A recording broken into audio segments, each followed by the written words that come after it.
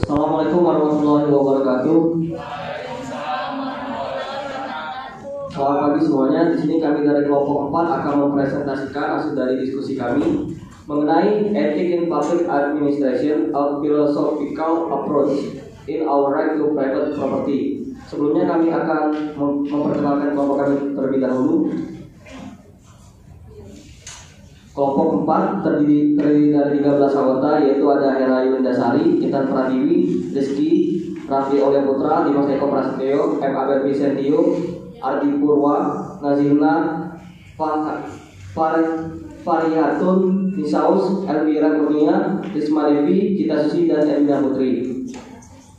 Dan ada beberapa pokok bahasan, yaitu ada 8. Yang pertama itu ada hak milik pribadi, kepemilikan pribadi, implikasi kepemilikan pribadi, kepemilikan publik, aset negara untuk promosi kesejahteraan, kewajiban yang timbul dari kepemilikan pribadi, individualism versus kolektivisme, dan Karl Marx. Untuk materi pertama mengenai hak kami milik pribadi yang akan dijelaskan oleh Dimas Eko Prasetyo. Silakan. Baiklah, terima kasih pada moderator. Saya akan menjelaskan tentang hak kami milik pribadi, di mana ketika dalam administrasi publik kepemilikan adalah seseorang yang memiliki hak untuk memiliki sesuatu. Hak milik adalah hak eksklusif, di mana publik berhak melakukan apapun terhadap sesuatu yang jadi miliknya. Kemudian objek pemilikan itu bisa berupa barang material atau imaterial. Barang imaterial itu seperti suatu hak atas penemuan yang dia dapatkan.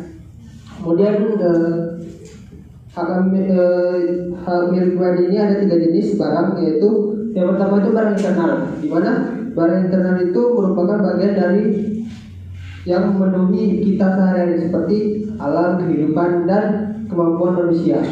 Kemudian yang kedua itu barang luar, di mana barang luar itu dari luar manusia. Manusia tidak memiliki semua barang eksternal atau barang luar. Mereka tidak memiliki barang eksternal yang dimiliki manusia atau orang lain. Luar barang mungkin produktif atau yang menghasilkan barangnya seperti Cina. Barang non produktif atau barang habis pakai adalah barang yang kita hancurkan sementara pakai seperti makanan. Kemudian yang ketiga itu barang campuran, bukan internal maupun eksternal. Dan termasuk hal seperti kehormatan atau penghargaan. Jadi subjek kepemilikan adalah setiap orang atau kelompok yang mampu melakukan penguasaan atas barang. Ini berarti tidak hanya individu, tetapi juga organisasi baik publik maupun swasta. Terima kasih. Saya kembali ke moderator. Untuk materi kepemilikan pribadi yang akan dijelaskan oleh Intan Pratiwi. Intan Pratiwi, silakan.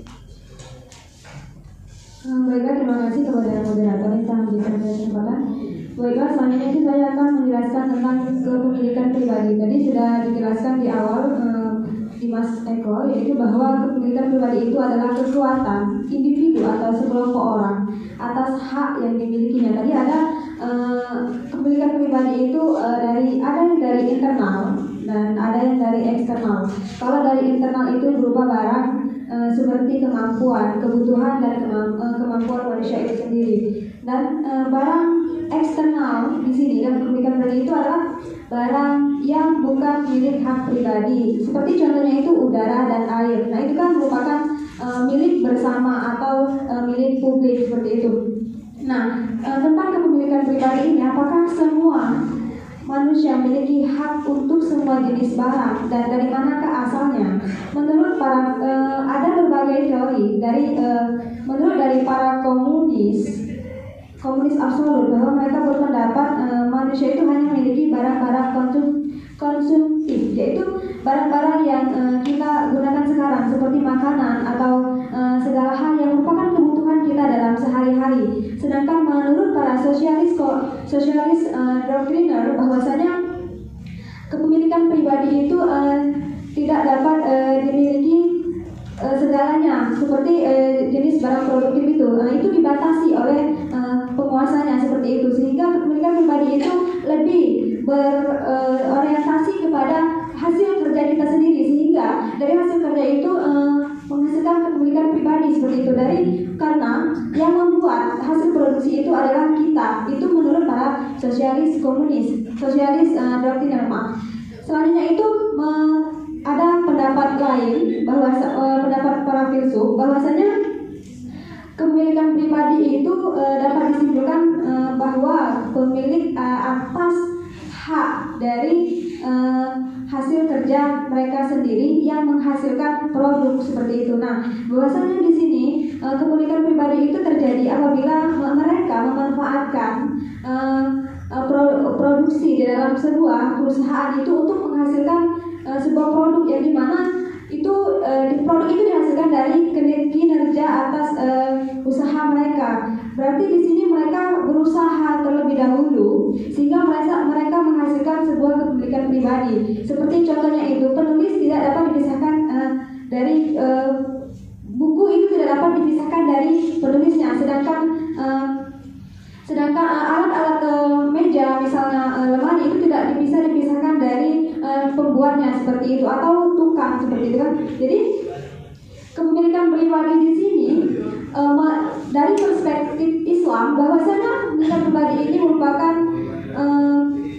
hak alamiah yang dimiliki oleh masing-masing individu atau pribadi secara fitri.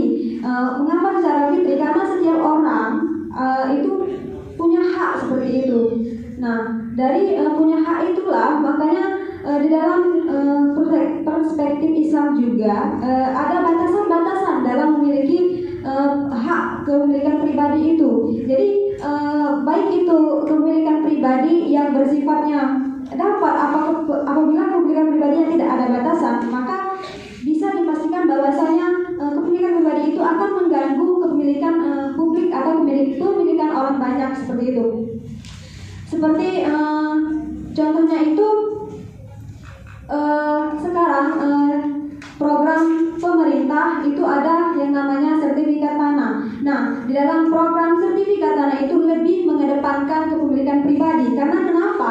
Kalau tidak ada sertifikat tanah, maka terjadi konflik di masyarakat. Konflik apa? Konflik perebutan hak atas milik tanah tersebut. Jadi dengan adanya sertifikat tanah ini, maka adanya pengakuan bahwasanya tanah itu milik pribadi atau perorangan tersebut, sehingga apabila hak milik sertifikat tidak adanya program sertifikat tanah tersebut, masih terjadi konflik di masyarakat bahwasanya saya punya hak atas tanah tersebut, tapi dengan tidak adanya bukti bahwa seseorang tidak dapat mengatakan bahwa itu milik pribadinya. Sekian dan terima kasih, saya kembalikan kepada moderator.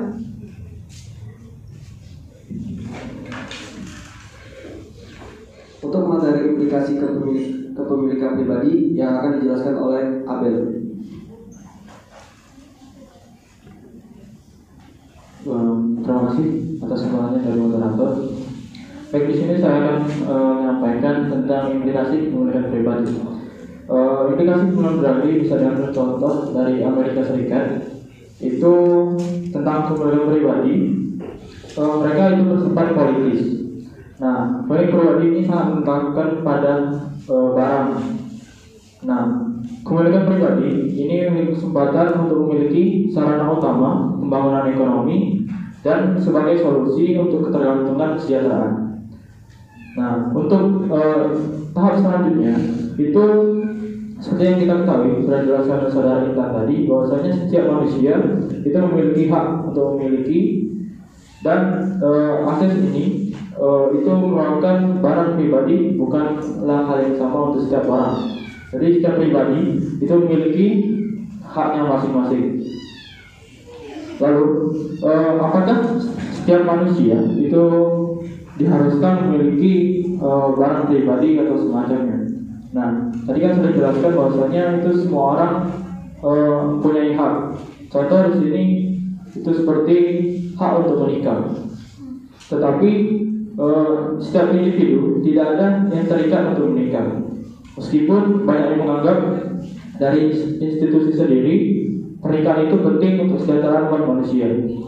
Nah, demikian juga sementara tidak ada keterikatan antara kepemilikan pribadi terhadap barang tersebut. Itu ada kepemilikan pribadi menawarkan beberapa keuntungan yang menjadi jelas kepada para pemimpin dan negara bekas komunis. Yang pertama, keuntungan yang pertama itu memastikan distribusi artikel atau barang yang lebih adil. Jadi pendistribusian barang itu disebarkan secara adil. Lalu yang kedua, itu ada berusaha untuk menjembatani kesenjangan antara si kaya dan si miskin. Maksudnya adalah dari kepemilikan pribadi ini bisa menjadi penengah masalah-masalah yang ada di antara orang-orang atas atau kaya dan orang bawah atau yang miskin. Mungkin saya dapat saya sampaikan. Saya akan mengucapkan. Materi selanjutnya, materi dari implikasi kepemilikan pribadi akan dilanjutkan oleh saudari kita.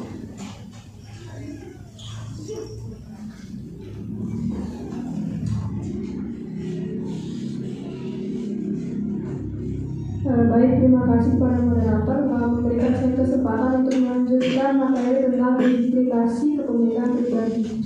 Setelah dijelaskan yang nomor 1 dan nomor 2, kemudian saya akan melanjutkan yang nomor 3. Di nomor 3 ini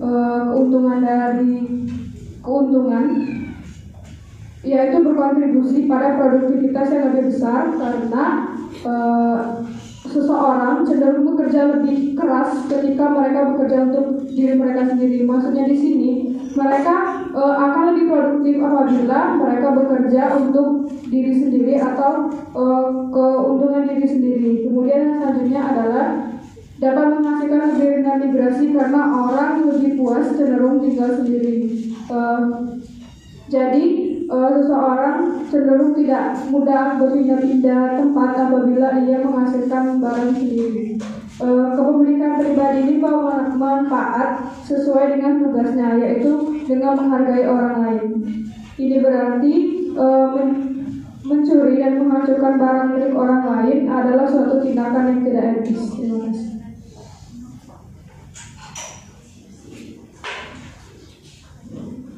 Untuk materi kepemilikan publik yang akan dijelaskan oleh Rizky.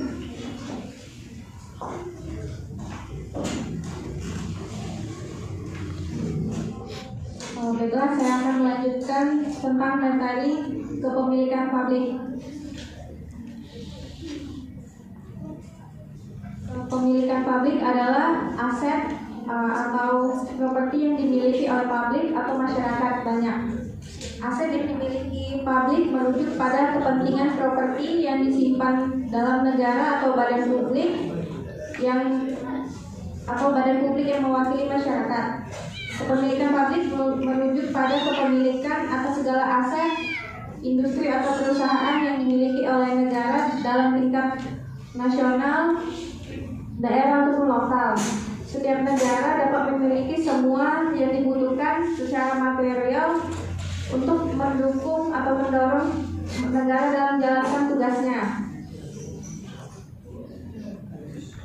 dan memastikan kemakmuran atas masyarakat banyak. Contohnya misalnya jalan raya yang digunakan atau dimanfaatkan untuk kepentingan kebutuhan orang banyak. Sekian, saya kembalikan ke moderator.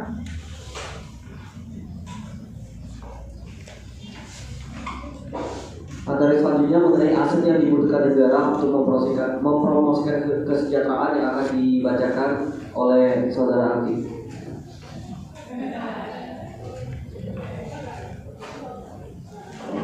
Meskipun kepemilikan pribadi adalah material belum berproses, bisa juga vendor merupakan sosoknya yang terbaik. Dari kesimpulan, aset menyatakan teknis pemerintah untuk menasionalisasi semua produksi. Terkadang nasionalisasi terbatas etis jika sektor swasta tidak dapat melakukan tugas tertentu. Ada industri dan layanan tertentu karena kepentingannya yang luar biasa dan keuntungan sama dapat dinasionalisasi etis. Ketika negara mengambil perusahaan swasta atau mengakuisisi properti pribadi, kompensasi itu harus dibayar secara adil. Tidak dilakukan lagi, saya terlibat di samping administrator lagi dalam politik, sosial, dan ekonomi. Negara ada atau kompilasi pribadi atau kompilasi pemilik default. Intervensi digunakan kompilasi hanya pemilik pribadi yang berbahaya. Terima kasih.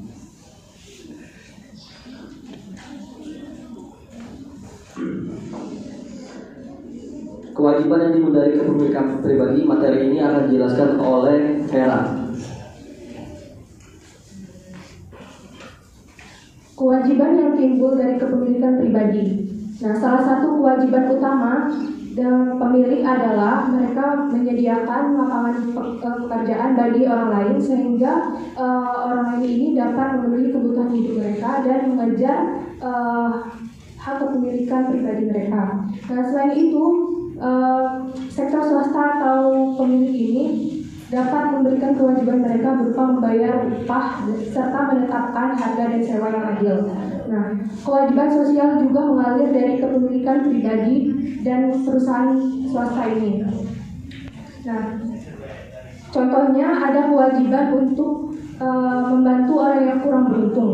Selain itu, pemilik atau sektor swasta ini berkewajiban untuk menggunakan hak kepemilikannya ini untuk kebaikan bersama, yaitu dengan membayar pajak bagian pajaknya secara adil. Terima kasih, saya kembalikan ke moderator. Untuk materi individualisme dan kolektivisme, materi individualisme akan dijelaskan oleh Ria dan kolektivisme akan dijelaskan oleh Elvira. Yang pertama, untuk individualisme akan dijelaskan oleh Ria.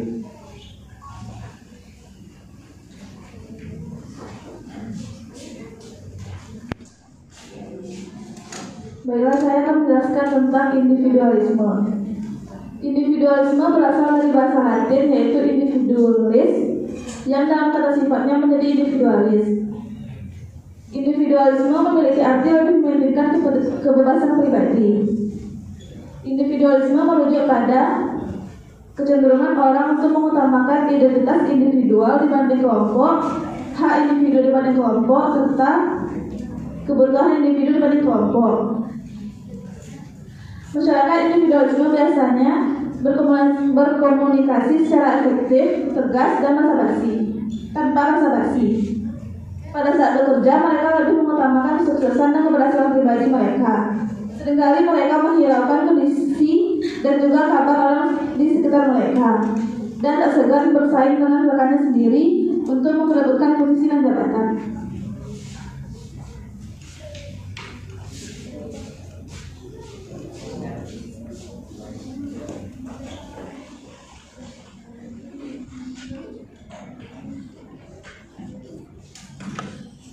Selanjutnya saya akan menjelaskan kolektivisme.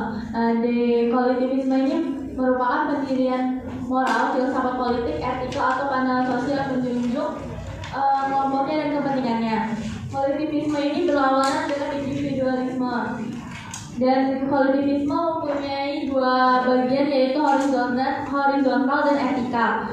Horizontal merupakan kesetaraan yang dijunjung dan rakyat didorong untuk bekerja, serta etika yaitu menjunjung tinggi hierarki dan ketidaksamaan status. Kembalikan ke lagi. Dan yang terakhir ada materi mengenai teori dari Karl Marx yang akan dijelaskan oleh saudari Nisa. Terima kasih moderator.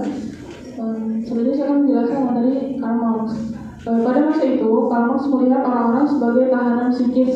Di sini, mereka sebenarnya bukan terkurung dalam tahanan yang mereka buat, tapi mereka terkurung karena kapitalisme. Nah, maka dari itu orang-orang harus memberontak untuk terbebas dari kapitalisme. Marx mengklaim bahwa segala sesuatu yang di dunia ini pada dasarnya mengikuti dan berfungsi sesuai hukum, dan bukan hanya kesadaran saja. Prinsip tersebut mengatur semua hubungan manusia. Produksi digunakan sebagai sarana untuk mendukung kehidupan dan pertukaran sesuai dengan yang diproduksi. Untuk produksi, orang membutuhkan tenaga kerja, keterampilan dan instrumen yang disebut sebagai kekuatan produksi. Di samping itu, produksi juga melibatkan hubungan antar pekerja. Nah, ini yang disebut kemudian sebagai hubungan produktif. Marx juga berfokus pada gagasan nilai surplus. Menurut Marx, semua nilai memiliki tenaga kerja. Tenaga kerja ini menciptakan nilai guna dan nilai tukar. Nah, pekerja kemudian menciptakan nilai tukar sesuai dengan upah mereka. Tapi kaum proletar itu atau kaum kapitalis itu mereka memaksa pekerja untuk bekerja lebih banyak dari upah yang mereka bayarkan. Ini bertujuan untuk memperkaya diri mereka sendiri. Kemudian pada tahap akhir negara kemudian berubah melalui pertumbuhan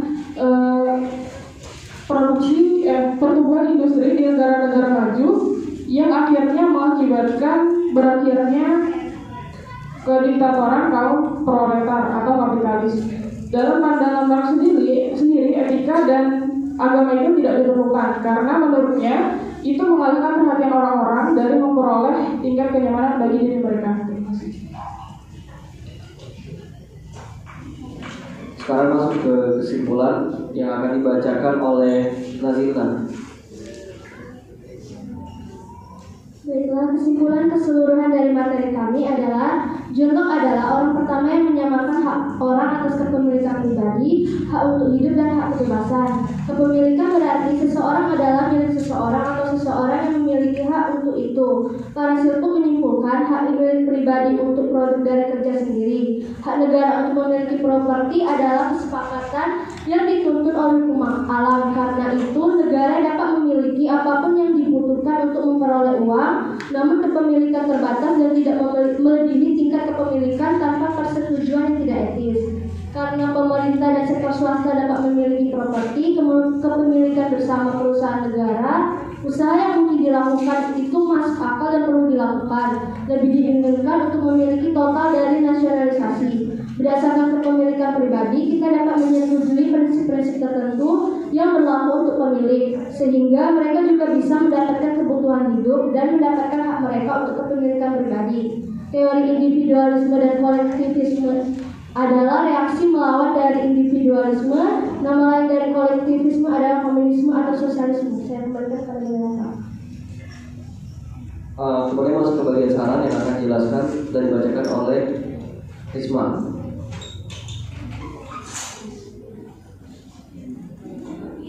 Baiklah, terima kasih kepada moderator. Saran dari kelompok kami, hak kepemilikan pribadi, kepentingan publik, aset negara untuk kesejahteraan warga, individualisme, kolektivisme, tidak masalah apakah kepemilikan pribadi atau publik. Yang penting adalah sebagai manusia tidak masalah apa yang dilakukan pemerintah asalkan tidak mengabaikan hak asasi manusia. Saran diberikan adalah memenuhi kebutuhan warga dan mensejahterakan negara itu lebih penting. Akan tetapi bagaimana cara pemerintah untuk mencapai tujuan tersebut juga penting. Terima kasih. Sekian dari saya. Baiklah, kami akan membuka sesi pertanyaan yang kami akan membatasi hanya 2 pertanyaan saja. Bagi yang ingin bertanya, silakan. Pada saudara, silakan. Terus yang berasal dari kelompok 3, seperti yang dijelaskan tadi tentang hak kepemilikan ya, yang menyebutkan hak tanah. Seperti yang mohon diluruskan jika saya salah, ada salah satu tanah di Jakubari, tepatnya di depan gedung Bank Sumatera Selatan dan di samping gedung kejaksaan. Itu ada tanah hak pemerintah ya, yang ditempati oleh warga ya. Nah, bagaimanakah menurut pandangan Anda tentang hal tersebut? Tentang apakah hak pribadi itu sama dengan hak publik? Yang dijelaskan nanti hak publik adalah hak milik semua orang. Terima kasih. Assalamualaikum warahmatullahi wabarakatuh. Terima kasih untuk pertanyaan pertama, dan untuk pertanyaan kedua, jika ada yang ingin bertanya, dipersilakan. Ya, kepada saudari Reskina. Baiklah, terima kasih kepada moderator atas kesempatannya. Perkenalkan, saya Reskina Andalia, berasal dari kelompok 2. Izin bertanya. Tadi saudari Rita telah menjelaskan ada sebuah hak pemilikan secara fitri. Nah, maksudnya secara fitri ini apa sih? Tolong menjelaskan secara spesifik. Terima kasih. Baiklah, untuk pertanyaan pertama tadi yang akan dijawab oleh Banisa.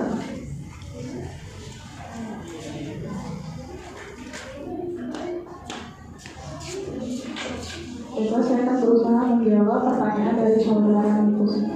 Jadi pertanyaan Anda adalah apakah hak pribadi itu sama dengan hak publik? Ya, baiklah.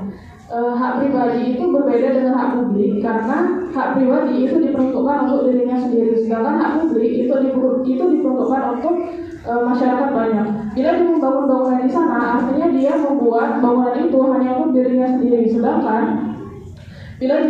bila pemerintah ingin membangun di sana, otomatis itu kan untuk kepentingan masyarakat publik banyak ya. Nah jadi kalau misalnya dia membangun di sana dan ketika pemerintah ingin membangun fasilitas untuk kepentingan publik di sana, otomatis dia harus merelakan bangunannya itu digusur oleh pemerintah. Jadi artinya apakah hak pribadi itu sama dengan hak publik itu jelas berbeda. Walaupun dia pribadi itu termasuk dalam bangunan publik, tapi bangunan yang dia bangun itu tidak termasuk dalam bangunan untuk publik, gitu. Kembali modern. Apakah jawabannya sudah jelas atau mungkin ada saran lagi? Terima kasih. Untuk pertanyaan kedua tadi yang akan dijawab oleh saudari Intan. Silakan. Baiklah, saya akan menjawab pertanyaan dari saudari Desina. Pertanyaannya yang dimaksud dengan hak fitri itu apa? Jadi ini dalam perspektif Islam, saya jelaskan tadi bahwasanya Allah itu menganugerahkan kepada setiap individu atau setiap orang hak-hak pribadinya. Jadi hak-hak pribadi itu tapi juga diatur sebagaimana itu sudah ada ketentuannya dalam syariat Islam. Nah, hak itu merupakan hak yang fitriah bagi setiap umat manusia untuk memperoleh harta kekayaan, untuk dalam memenuhi kebutuhan, tetapi dalam memperoleh hak atas kekayaan yang ingin mereka miliki itu ada aturan-aturan syariat Islamnya. Seperti itu sudah diatur oleh Tuhan yang Maha Kuasa, seperti itu kan. Nah, jadi untuk memenuhi kebutuhan atau memperoleh harta benda itu merupakan masalah yang fitri bagi manusia. Itu yang maksud saya tadi, merupakan masalah yang fitri. Karena apa? Karena mereka sudah dianugerahkan hak-hak bagi setiap individu, sehingga untuk pemenuhan atas dasar kebutuhan mereka itu merupakan masalah yang fitri bagi setiap manusia, seperti itu. Saya kembalikan kepada moderator. Apakah jawabannya sudah jelas atau tidak ada? Terima kasih. Terima kasih kepada kawan-kawan yang sudah mengikuti diskusi kita pada hari ini, menyampaikan materi dari kami dan mungkin ikut bertanya jawab bersama kami. Mungkin itu saja yang dapat kami sampaikan. Kami akhiri. Wassalamualaikum warahmatullahi wabarakatuh.